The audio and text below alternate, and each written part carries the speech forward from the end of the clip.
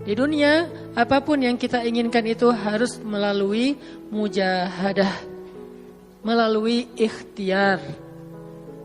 Bahkan ketika kita ingin menjadi orang yang sekedar tidur-tiduran pun, Allah Subhanahu wa taala mentakdirkan tidur pun lelah. Tidur aja capek. Duduk capek. Ada orang yang duduknya capek akhirnya dia berdiri. Ya. Ada orang yang capek berdiri akhirnya pengen duduk. Kapan duduknya capek pengen berdiri? Salah satu yang sering saya alamin itu kalau lagi naik pesawat. Apalagi pesawat penerbangan 9 jam, 10 jam itu pasti capek banget duduknya tuh. Sehingga kita menginginkan seandainya ada uang kita pengen duduk di kelas bisnis. Tapi karena nggak mampu membeli tiket yang 3 kali lipat lebih mahal di kelas bisnis, ya nggak apa-apa lah di kelas yang biasa ekonomi. Tapi ketika lelah 4 jam, 5 jam pesawat berjalan itu udah luar biasa lelahnya, akhirnya berdiri mondar-mandir di antara lorong pesawat. Artinya duduk aja capek. Nggak ngapa-ngapain, suruh duduk doang. Nggak seperti orang dulu yang berangkat haji atau umroh naik kapal, lewat darat, pas sampai di laut naik kapal dengan ontanya, dengan kudanya. Orang dulu mencari ilmu itu dengan mujahadah yang luar biasa. Dengan naik onta berminggu-minggu, ini naik pesawat cuma 9 jam, capek. Yang gak ada guncangan, biasanya guncangannya cuma pas di awal sama pas mau landing doang. Di atas udah jarang ada guncangan karena dengan ketinggian tertentu dan pesawatnya besar. Tapi itu juga capek. Naik kereta coba, dari Jawa ke Bandung misalnya. Sebutlah dari Semarang, dari Malang, dari Surabaya naik kereta. 10 jam, itu aja capek. Nggak usah jauh-jauh, Bandung Jakarta aja 3,5 jam, itu pun capek. Atau kita naik mobil, nggak perlu nyetir, pakai online, duduk aja di belakang atau di sebelahnya si driver. Perjalanan setengah jam dari tempat kerja kita ke rumah atau dari rumah ke tempat kerja, ke kampus, ke sekolah gitu. Itu aja capek. Artinya dunia itu emang kayak gitu tabiatnya teman-teman. Tabiat dari dunia itu adalah lelah. Sehingga kalau ada orang yang menghindari capek dengan tidak ngapa-ngapain, itu hal yang agak klise dan naif. Bagaimana dia bisa menghindari lelah? Bagaimana dia bisa menghindari ta'ab? Bagaimana dia bisa menghindari bosan? Bagaimana dia bisa menghindari dalam keadaan susah payah? Sedangkan dia masih berada di sebuah tempat, bumi, dunia yang tabiatnya memang tempat bersusah payah dan lelah. Satu-satunya cara menghindari lelah yang tidak perlu lagi bersusah payah itu hanyalah masuk surga. Tetapi kan itu tidak terjadi sekarang. Kita harus meninggal dulu dan kita belum mau. Ada yang mau meninggal masuk surga sekarang? Kalau dijamin sih insya Allah ya. Masalahnya gak ada jaminan. Kalau para sahabat enak, mereka dapat jaminan. Surga Bilal, sebelum Bilal meninggal, Rasulullah udah bilang, bima sabaktani ilal jannah ya Bilal. Dengan apa kamu mendahului aku ke surga wahai Bilal? Dengan wudu dan sholat syukur wudu. Begitu juga nanti ada sahabat lain yang dijamin masuk surga bighairi hisab wala azab. Salah satunya adalah Ukasyah. Kalau kita tidak ada jaminan apapun di akhirat, kecuali berikhtiar dan bermujahadah untuk bisa mendapatkan kebaikan sebanyak mungkin di sisi Allah. Sehingga alangkah naifnya seseorang yang menghindar dari ta'ab, walham, walgham. Dia berusaha menghindar dari lelah, menghindar dari susah payahnya kehidupan, menghindar dari beban-beban hidup. Itu gak bisa dilakukan karena kita masih berada di dunia. Yang perlu kita sekarang coba pilih adalah kita mau lelah untuk hal yang sia-sia? Apakah kita mau lelah untuk hanya bersenda gurau? Apakah kita mau lelah hanya untuk hal yang tidak ngapa-ngapain? Atau justru lelah kita itu untuk sesuatu yang mudah-mudahan beribadah kepada Allah? Makanya disebut dengan lelahnya menjadi lillah. Karena dua-duanya lelah. Ada orang yang pergi ke masjid lelah, capek pergi ke masjid. Tapi ada juga orang yang berbuat dosa, itu juga lelah. Memangnya kalau kita beribadah lelah terus berbuat dosa gak lelah? Banyak orang yang berbuat dosa lelah dan kita pernah merasakan kehidupan seperti itu. Sehari, 2 hari, sebulan, setahun, 2 tahun. Sampai kita benar-benar merasakan lelah banget dengan dosa. Di malam hari berbuat dosa, lelah, akhirnya tidur sepanjang siang. Di siang hari berbuat dosa, lelah, akhirnya tidur sepanjang malam. Lelah sama lelahnya. Antara orang yang beribadah dengan orang yang bermaksiat, itu sama lelahnya. Bedanya apa? Yang satu, lelahnya akan diganjar, dibalas oleh Allah dengan kebaikan dunia dan akhirat. Yang satu lagi, lelahnya hanya akan disudahi dengan penyesalan. Sama-sama lelah.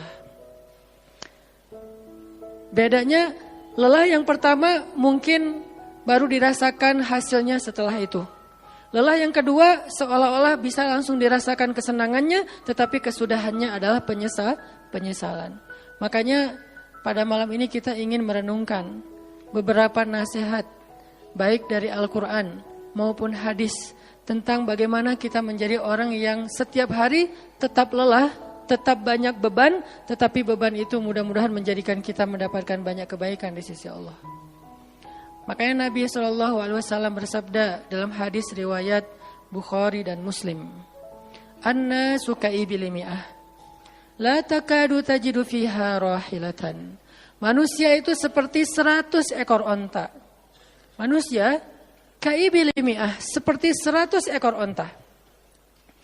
Yang harganya murah 50 juta, yang hidupnya untuk disembelih pada akhirnya nahar, disembelih. Onta itu kan kalau disembelih sambil dia berdiri ya. Kalau ayam, bebek disembelih sambil dipegangin atau diangkat. Kalau kambing dan sapi dibaringkan. Kalau onta disembelih itu sambil diberdirikan. Dia berdiri langsung disembelih. Itu onta. Artinya manusia ka'ibil mi'ah. Nabi itu menggambarkan onta karena onta ini punya banyak macam. Mungkin di Arab gak ada ayam yang bermacam-macam, akhirnya pakai bahasanya onta. Kalau di kita mungkin ada ayam potong, ada ayam kampung, dan segala macam, ada ayam jago. Kalau bebek ada mentok, ada bebek yang biasa, macam-macam kan. Di Arab mungkin gak terlalu banyak variannya dan gak terlalu akrab dengan kehidupan sehari-hari mereka. Yang akrab itu kambing, kuda, keledai, onta. Akhirnya Nabi mengatakan, "An-nasu ka'ibil mi'ah." Nabi seolah-olah mengambil sebuah perumpamaan. Dan perumpamaan ini bisa kita ganti dengan culture yang berbeda di setiap negara. Tetapi perumpamaan yang paling baik itu adalah onta. An-nasu ka'ibil mi'ah. Manusia itu seperti 100 ekor onta ibil. Onta potong. Yang hidupnya hanya untuk disembelih oleh tuannya, kemudian dagingnya dimakan atau dijual. Kenapa bisa begitu murahnya? Cuma 50 juta, 40 juta dan berakhir dengan disembelih? Karena onta ini hidupnya tidak istimewa. Dia hidup hanya untuk makan, minum, tidur, dan berkembang biak. Cuman itu misi dari kehidupan dia. Makan, minum, tidur, berkembang biak. Udah itu doang. Setiap hari kerjanya makan aja. Lihat hewan ternak ngapain? Merumput aja setiap hari. Gak ada hewan ternak yang tiba-tiba dia lagi ngapain? Lagi sholat. Gak ada. Hewan ternak misalnya lagi ngebantuin tetangga. Gak ada. Hewan ternak lagi menjenguk yang sakit. Gak ada. Hewan ternak yang lagi menyelesaikan hajat saudaranya. Hewan ternak yang lagi dengerin curhat. Gak ada. Kenapa? Karena tugas misi kehidupan mereka itu cuma diciptakan untuk makan, minum, tidur, berkembang biak. Udah. Ini namanya kalau di antara onta namanya ibil. Yang hidupnya itu sesederhana itu. Nggak ada yang rumit, nggak ada yang terlalu berlebihan. Dan an-nasu, manusia secara umum mirip dengan ibil. An-nasu ka'ibili mi'ah. Jadi kalau kita bandingkan dari 100 orang itu hampir semuanya seperti ibil. Misi hidupnya itu hanya untuk dirinya. Gimana caranya biar bisa makan. Gimana caranya biar bisa istirahat dengan nyenyak tidur. Gimana caranya biar punya keluarga berkembang biak, punya keturunan. Dan kemudian dengan keluarganya dia punya family time. Kapan liburan, makan di rumah, jalan segala macam. Cuman itu misi dari kehidupannya. Sehingga Nabi menyebut mereka yang misi kehidupannya hanya dirinya dan keluarganya. Ka'ibili mi'ah, seperti 100 ekor onta. Kurang istimewa. Orang yang hidupnya hanya untuk dirinya dan keluarganya itu kurang istimewa. Sehingga disebut dengan ibili mi'ah. 100 ekor onta. Tapi nggak hina, tidak rendah, tidak mungkin melenceng, sesat segala macam, enggak. Dia tetap tidak haram, tidak najis. Nabi tidak mengumpamakan manusia seperti seekor anjing, seperti seekor babi, enggak. Karena itu najis, haram dan seterusnya. Onta, makhluk yang hewan yang baik, cuman tidak istimewa. Di sini tidak ada judgement. Nabi itu orang yang enggak suka menjudge. Nabi enggak mengatakan manusia ini semuanya misalnya dengan kalimat celaan, keledai, enggak. Manusia ini misalnya hewan yang najis, enggak. Nabi mengatakan an-nasu ka'ibili mi'ah, manusia itu seperti 100 ekor onta. La takadu tajidu fiha rahilatan. Hampir-hampir di dalam 100 ekor onta itu kamu enggak mendapati satu pun onta yang dikenal dengan nama rahilatan, rahilah. Rahilah itu dari kata rihlah. Rihlah itu udah jadi bahasa Indonesia, rihlah. Kemudian di Inggris-Inggriskan jadi traveling, trip, segala macam. Rahilah, dari kata rihlah. Apa itu rahilah? Onta yang bertugas untuk membawa beban tuannya dalam perjalanan panjang, baik itu berdagang maupun berperang. Dia punya misi lain selain makan, minum, berkembang biak, terus dipotong. Enggak, misinya lebih keren. Apa? Membawa beban. Membawa beban tuannya. Itulah rahilah. Sehingga punggungnya adalah punggung yang berkah, karena di atas punggung itu ditaruhkan beban terus menerus oleh tuannya. Berangkat bebannya apa, pulangnya beban apa. Karena orang dulu kalau berangkat berniaga, berdagang ke luar negeri, itu tuh bukan berangkat bawa beban, pulang nggak bawa apa-apa karena udah diuangkan, enggak. Mereka barter konsep perdagangannya. Kalau berangkatnya bawa kain, pulangnya nanti bawa karpet. Berangkatnya bawa gandum, pulangnya nanti bawa sutra misalnya. Tetap aja ada beban, karena mereka berangkat jual misalnya ke Syam, dari Mekah ke Damaskus. Nanti pulangnya dari Damaskus ke Mekah, bawa lagi barang-barang Damaskus yang bisa dijual di Mekah. Pas berangkat bawa barang Mekah yang bisa dijual di Damaskus, pas pulang membawa barang Damaskus yang bisa dijual di Mekah. Li'ilafi Quraisy إلافهم رحلة الشتاء والصيف. Rihlah syita'i wassaif. Mereka melakukan rihlah pada musim dingin dan musim panas. Itulah ilafu Quraisy, kebiasaan orang-orang Quraisy. Ilafu Quraisy, kebiasaan tradisi orang Quraisy. Apa tradisinya? Berdagang di musim dingin dan di musim panas. Barang dagangannya beda-beda. Kalau musim dingin yang dibawa itu bahan-bahan jaket. Bahan-bahan untuk menghangatkan tubuh. Bahan-bahan yang kalaupun dia bawa makanan yang biasa dimakan di musim dingin yang menghangatkan tubuh. Kayak misalnya jenis bubur di Arab itu ada namanya adas.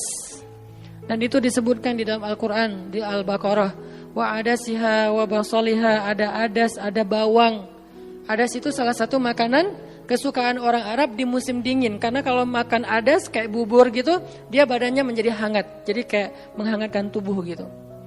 Artinya syita'i was-saif, di musim dingin dan di musim panas, dua-duanya ada barang yang didagangkan. Dan itu adalah ilafu Quraisy, kebiasaan tradisi orang-orang Quraisy. Rihlah. Siapa yang akan dibawa rihlah? Apa yang akan membawa barang dagangan mereka ketika rihlah? Namanya onta rahilah. Onta yang mengangkut beban barang tuannya. Rahilatan. Sehingga onta ini adalah onta yang lebih kuat fisiknya. Onta ini onta yang lebih tangguh perjalanan walaupun mengalami badai. Onta ini onta yang lebih kuat ingatannya sehingga dia menghafal jalan yang dilaluinya. Walaupun terjadi badai dia nggak tersesat. Jarang onta rahilah tersesat. Biasanya yang tersesat itu ibil.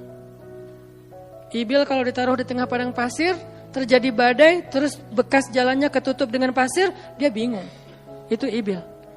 Sehingga kalau kita baca cerita-cerita tentang orang yang tersesat di padang pasir, rata-rata istilahnya kalau nggak jamal ya ibil. Kalaupun ada onta rohilah yang tersesat, berarti badainya parah banget. Kalau ada hadis onta rohilah tersesat, berarti badainya parah banget. Artinya rohilah ini ingatannya kuat.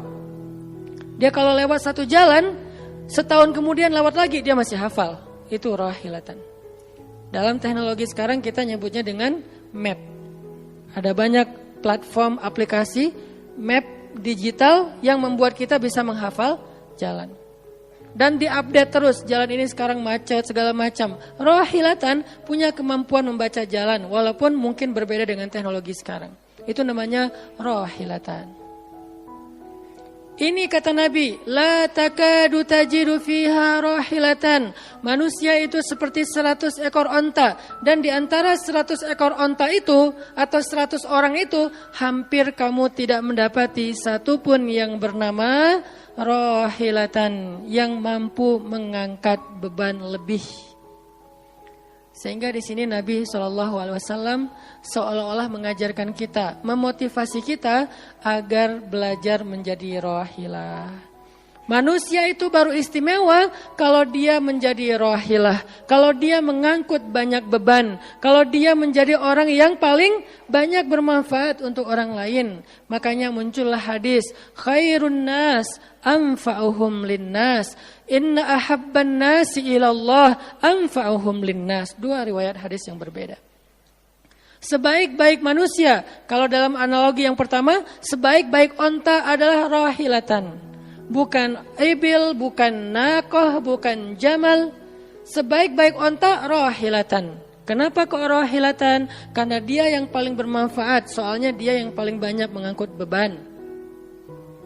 Sehingga dengan analogi tentang onta rohilah, kita menerjemahkan hadis khairun nas, sebaik-baik manusia dengan istilah khair. Arti khair itu memberi lebih, arti khair itu bermanfaat. Khairun nas anfa'uhum linnas, sebaik-baik manusia yang paling bermanfaat untuk orang lain.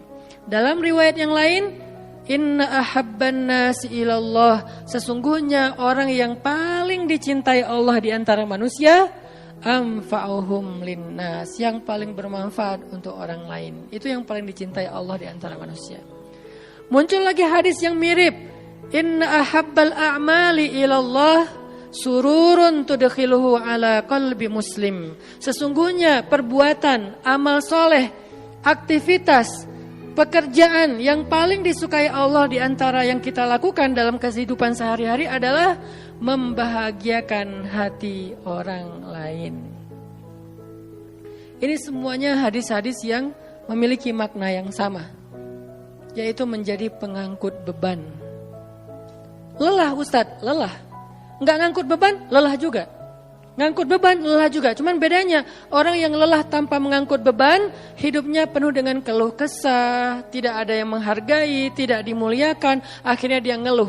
Ada kan banyak orang yang ngeluh karena merasa dirinya nggak dihargai orang lain.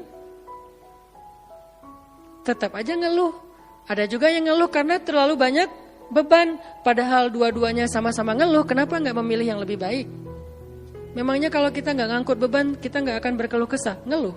Ngeluhnya mungkin bukan capek, ngeluhnya nggak ada yang hargai.